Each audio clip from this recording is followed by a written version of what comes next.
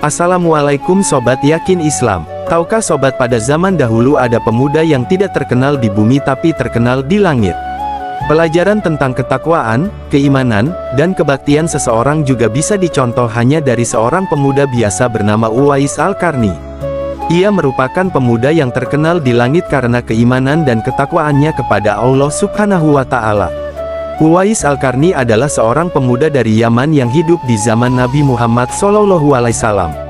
Uwais bukan orang yang kaya, melainkan hanya seorang fakir dan yatim yang hanya hidup berdua dengan ibunya yang lumpuh dan buta.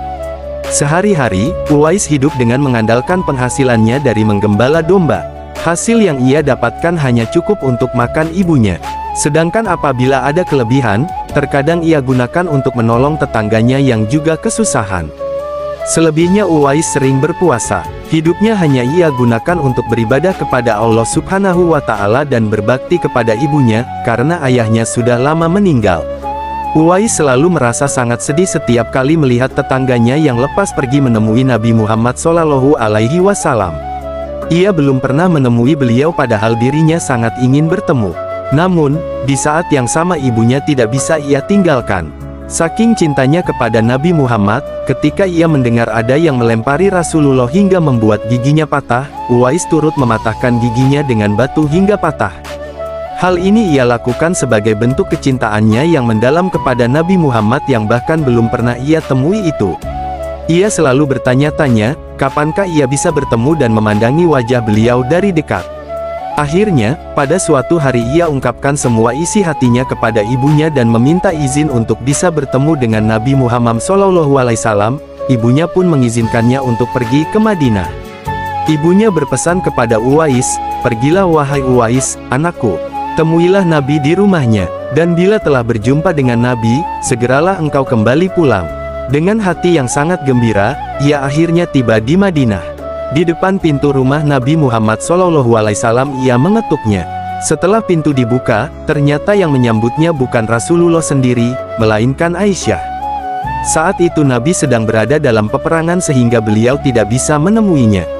Uwais sangat kecewa, bahkan ketika sampai di rumah Nabi, ia belum juga bisa menemui beliau.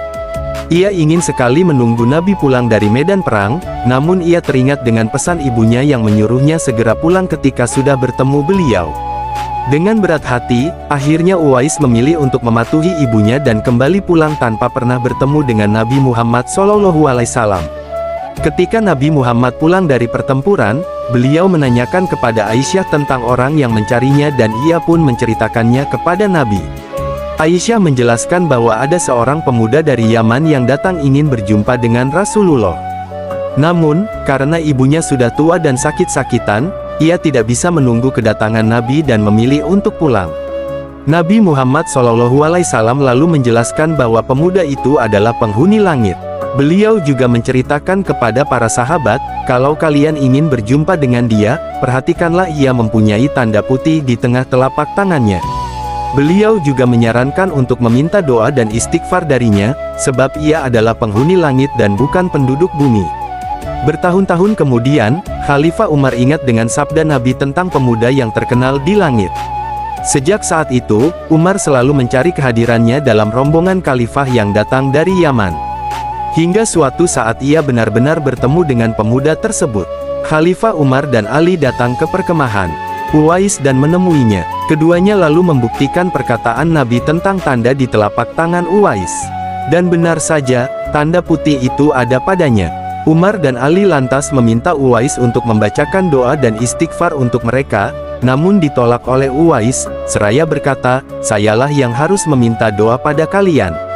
Lalu, Umar dan Ali tetap meminta untuk didoakan. Akhirnya Uwais melakukannya. Setelah itu, Umar hendak memberikan jaminan hidup kepada Uwais. Namun lagi-lagi tawaran itu ditolak olehnya.